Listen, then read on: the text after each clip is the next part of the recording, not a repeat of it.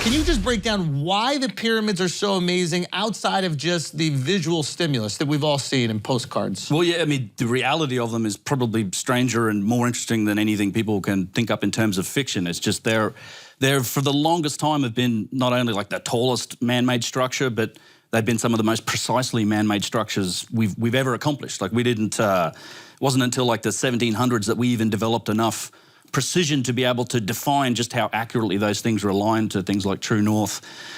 We're still discovering crazy coincidences about them in terms of, you know, they're encoding these fundamentals of nature.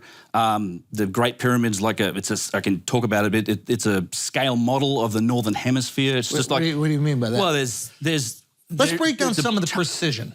Sure. So the Great Pyramid. I mean, mostly that's the one that's been studied. We actually haven't done a whole lot of studying on the other pyramids. It's something that's severely lacking. In fact, we've not even cleared off the bases of some of the other pyramids up at Giza. It's crazy. We still to this day haven't done that. But that pyramid itself, the Great Pyramid, the one that we all know and look at, the biggest one, it's aligned to true north within just, you know, a fraction of a degree off. I mean, we just don't build with that type of precision even today. In fact, the only building we made that was that precise was like an observatory in France. That was the first one we ever made that even came close to that degree of precision. They made that in the 1800s. That's just one aspect of it, though. It's insane. Apart from it being just the tallest building for forever until the Eiffel Tower was built. So the traditional historical narrative is that these were built, what, 4,500 years ago? Something like that, somewhere around the 2500 BC realm. So they build this in 2500 BC, and then it takes us until 1800 AD in order to build something taller. Yeah. Just taller, not even as precise. Yeah, nowhere near as precise. 4,000 years later, 4,500 years later, whatever it is. So you can understand why people start to question the historical narrative. Well, it falls apart under any rudimentary examination, just the logistics of trying to build that thing alone. So you have to, the way that there's very little evidence that actually ties it to the guy they say who built it. It's a guy named Khufu, who's like a pharaoh of the 4th dynasty, Old Kingdom. And he lived, they have to try and tie it to, well, because the whole story is like it's a tomb for him. So, you know, when he came to power, he probably said, we're going to build this thing as my tomb. So they had to get it done inside of his reign. Right. So that sort of pins it to like, well, 20 to 25 years. Okay. So you can break it down from there and say, well, it weighs like 5 million tons. No kidding. And it's like it's made up of around somewhere between 2 and 2.5 million blocks of stone weighing, you know, any of it like 2-3 tons. Some of the big granite blocks on the inside weigh like 70-80 tons. It's insane. And these blocks are coming from quarries that are? Some of them, yeah. The granite came from quarries that are like 1,000 kilometres away to the south. They had to be shipped up. A lot of the limestone, so it's made up of granite in the inside. The outside is 2 types of limestone. The core masonry is this limestone. A lot of it did come from Giza, not all of it. There's actually nowhere near enough quarrying to make up for all of it. The Cairo area, and then the outside casing stone is something called Tura limestone. It's a very fine white version of limestone that came from a fair distance away. But you can break it down from there. So if you go, well, it's 25 years, 2.5 million blocks of stone, it basically means for 25 years, you have to be putting one block of stone in place, finished, shipped, carved, quarried, put in place every 5 minutes, every day for 25 years. 24/7. Non-stop. 24/7, non-stop. And now that no union hours. No union hours. Yeah. Overtime. Yeah, no breaks, no whatever it is. I mean, it's crazy. And that is only the pyramid. And you got to remember also, pyramids are part of a complex. There's 2 other pyramids there, and then there's like 3 little. There's a bunch. Yeah, there was like pyramids. 9 or 10 there originally. But there's just that one pyramid. It's not just when you build these pyramids that they're part of a complex, not the other pyramids, but they have a causeway. They have these. They call everything's a temple or ceremonial, but there's temples. There's years of work just in preparing the ground, the whole foundation of what's around the pyramid. I love going to Egypt and showing people. Everyone stands there and they look up at the pyramids. I'm like, look down at your fucking feet. Look at what you're standing on. There's these massive floor tiles that have been put into the ground. Some of these things weigh up to like 200 tons. And they're fit together like a geometric puzzle and done so precisely you can't stick a razor blade in between the gaps. I didn't know that. Oh, it's insane. I didn't pick up on that at all. So you're saying that they dug down and then created a flat surface. A foundation.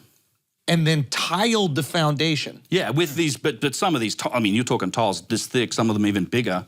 In fact, the middle pyramid is even more impressive in that regard. because it's built into a side of a hill, like it's literally a sloping hill. So they dug down on this side and they raised it up on this side. They made this flat platform for it. And it's just astonishing engineering. So you got to factor in, and of course, these types of projects, you don't just make it up as you go along, right? So how long does it take to design it, plan it, put the plan, that's years. Doing the foundation work, that's probably years. You have to make sure there's enough stone to even achieve it. Just logistics is this massive problem. I actually would love to do the exercise of working backwards, because we've done some experiments on things like, okay, using really primitive methods, which is what, you know, the mainstream guys say they used. It takes this long to cut stone. And we've done a few little experiments here and there, but you can use that and work backwards, try to estimate how many cuts of stone do we need, how long would that have taken, how long is it going to take to ship this ship. Oh, that's right. You can see based on, what is it, axe and chisel or whatever it is? Yeah, chisels. So, well, this is the thing. Hammer and chisel? The stupidest thing about it all is you see these wonders of ancient Egypt, the pyramids, these giant granite single-piece statues and columns, and they tell you that it was all made with round balls of stone and flint chisels, just like repeatedly bashing on them. So let's assume like grinding on them with sand. But let's assume it was. You could calculate, no, but even if we were to, like, you could calculate how long it would take to take that round stone and the chisel and chip away and create these perfectly, they're not even symmetrical, but like these perfectly shaped, you know, blocks. You wouldn't even be able to get them perfectly symmetrical, but even as close as you could calculate how long it would take. Yeah. And have you tried to do that math? No, but it's on my list of things to do. In particular, I'm interested in like the granite as well, because because the granite's so hard to cut. Granite's so hard. There's a few things involved in the granite. It's you know, they say, well, they grinded on it with sand, and like they get a copper bar, and we've done these experiments. It's much harder. Like that's the other thing that people try to compare, like the work of the Romans and a lot of times the Greeks. They all worked in marble. Like this is a very, very soft stone relative to granite. Like frankly, granite's a stupid material to try and do this stuff. It's harder than steel. It's like a 6.57 on the Mohs scale. You know, diamonds at a 10, your fingernails at a 2, copper's at 3, bronze is a 4, steel's like a 5 and a 6. What is marble, out of curiosity? Marble's like, I think it's like a 3-ish. So this is theoretically twice as hard. Yeah, it's just a super soft. I mean, super hard. You had mentioned like molecular manipulation. Yeah, so that's the speculation realm, but it does to me, and this, you can see a bit more of that, I think. You go like South America, because a lot of the real megalithic stuff in places like Peru. And just so we can define megalithic. A megalith is just a giant stone. Giant stone walls. Yeah, I call stuff that's megalithic I would define it as like, walls and structures made up of massive single pieces of stone. Yeah. Typically showing signs of precision in how they're built and just perfect alignment. Like making these sort of mortarless walls is not easy. Like we don't do that today. Like that's what, you know, mortar between. So I think this is one of the cool things that you've exposed and a lot of your contemporaries have exposed, is that ancient history isn't studied by architects. Do you know what I mean? And engineers, right? Like so they're applying these ideas and principles to the information that they have, but they don't know what the fucking Mohs scale is. So they're finding some tools and they're seeing some rocks and they're going, okay, this is how they probably chopped up the rock. And in their mind, engineering is limitless. You can do whatever, whereas an engineer would be like, no, you can't. Well, an engineer shows up and then it looks at the granite and goes, wait, they did what with the granite? Yeah, it's the engineers that come along, and in a lot of cases, the whole like, all of the problems that come up with that orthodox story when it comes to engineering topics, that's been raised by engineers. It's a strange thing to me. It's like you wouldn't ask an archaeologist to design the chair that he's sitting on, right? Yeah. But if it's an ancient chair, he's going to claim domain over it and dominion over it and say, I'm the expert, I don't care what you say. Yeah. So a lot of that happens. And that's not to say they haven't tried to make studies into it. And that's part of my work. I dive into these studies and kind of tear them apart because they're ultimately really silly. And when you go to Egypt, you take engineers, construction experts, architects, people look at it and they just see it immediately and go, this is nonsense. Yeah. Like, this isn't the work of a primitive civilization or a Bronze Age civilization with simple tools. And then, you come back to the pyramid, and when you start to realize, like, there's so much more involved in this. There's evidence of this, of the people that build it having, you know, cosmic knowledge, having knowledge of the planet, the dimensionality of the Earth to a crazy degree. Like, so if you take here's an easy statistic. If you take the height of the Great Pyramid, you multiply it by 43,200, you get the polar radius of the Earth. So what does that mean, polar radius? So from the center of the Earth to the North Pole, polar radius. If you take the perimeter length of the Great Pyramid, you measure around the perimeter of it, and you multiply that by 43,200, you get the equatorial circumference of the Earth. So the length of the the equator. And so it's 43,200. This gets into Randall Carlson territory. It's a 432, 72, 7. It all relates back to I guess the cosmic sort of cycles and all of these precessional numerology. When you talk about precession of the equinoxes, are you familiar with this term? So it's the great year. Right now we're in the age of Pisces. It's that 26,000-year cycle that's defined by where the sun rises on the solstice, and it's like under what constellation does it rise. So right now we're in the age of Pisces. We're transitioning into. There's a whole song about this. You know what the next age is? Aquarius. The age of Aquarius, right? And in fact, there's references in the Bible about this. It literally, and think about it, like Jesus kind of represents the age of Pisces in a lot of ways. Oh, look at why they have the fish on the back cars, of the car? Yeah, they have the Jesus fish on the car. It's always a giggle because it's like, okay, it's Jesus, but you're actually, it's an analogy for the age of Pisces that we live in. And, he was, he's part of his disciples were a fisherman. He fed people with bread and fish. The age before Jesus, 2,000 years ago, was the age of Aries, the ram.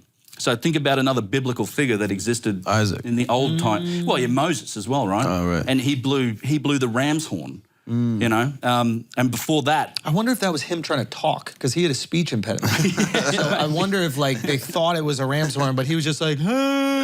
Yeah, maybe it just sounds like a ram's horn. Yeah, it could have been. Yeah, but regardless, okay, it still makes Moses. sense. Yeah. Well, and it goes further too. It's like you go back further, and the age before that, another 2,000 years before that, was age of Taurus, the bull. So the sun's rising under the constellation of Taurus on that spring solstice, and the story about Moses, do you remember what happened when he came down from Mount Sinai with the commandments from God when he was, what he found his followers doing? Yeah, worshipping Baal. Yeah, worshipping the golden calf. And he murdered all those motherfuckers for it, and they smashed the idol up. It's sort of representation of age of Taurus is ending. Now we're in the age of Aries. Now we're in the age of Pisces. And then there's a part in the Bible, I can't just going from memory, they're talking about Passover or the Last Supper, and one of Jesus' disciples asked him, what will we do without you, O Lord? Like, what happens when you're gone? He says, have no fear, go into town, find a man bearing a pitcher of water, follow him to his house, and there you will find sustenance. So, how is Aquarius described or shown? It's like a man bearing a pitcher of water, right? They're literally telling, so it's this cosmic knowledge that's encoded in these stories. Okay. And it's encoded in monuments like the pyramid. It's not, they even have knowledge of the pyramid.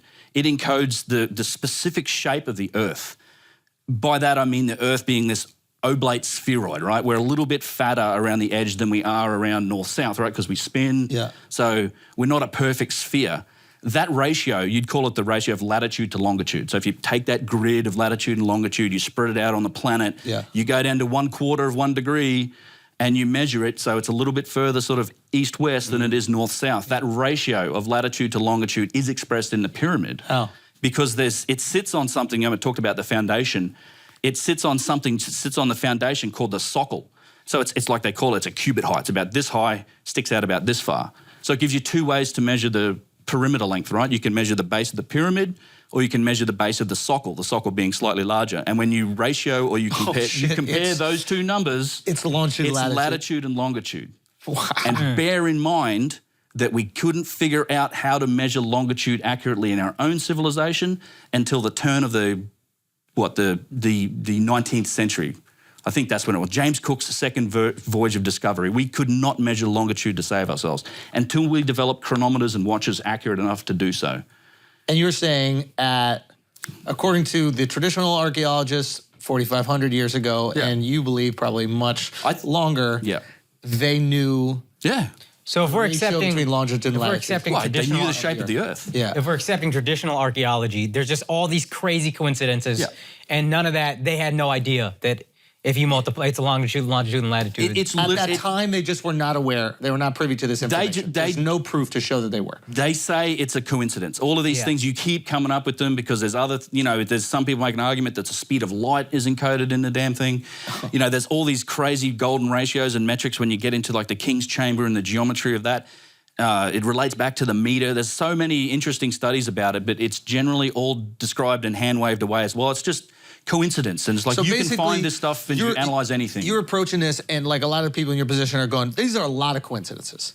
And it might be easier to look at these people who built the pyramids as a different group of people than the dynastic Egyptians that lived, 4,500 years ago. Exactly what I think. I think what we're looking at, and it goes so much further than the pyramids to me.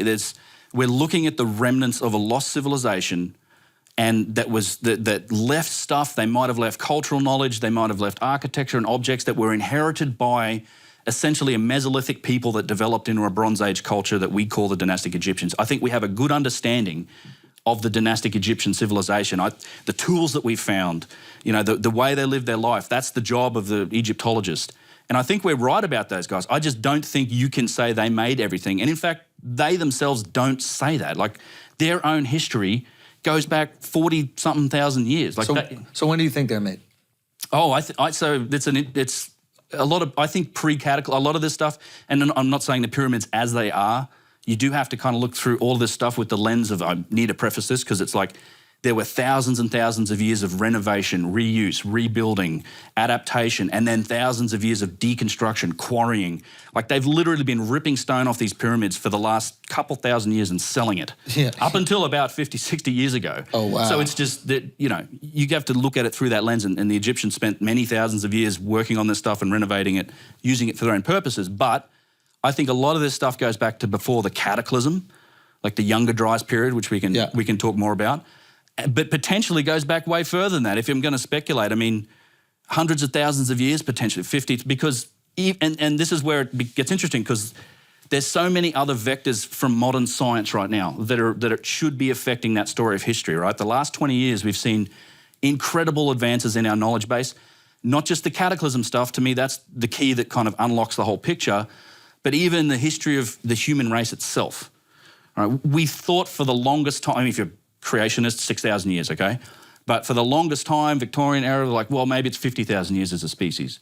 Then once we start dating human remains, we get to like 190,000 years old, like we found some stuff in Ethiopia.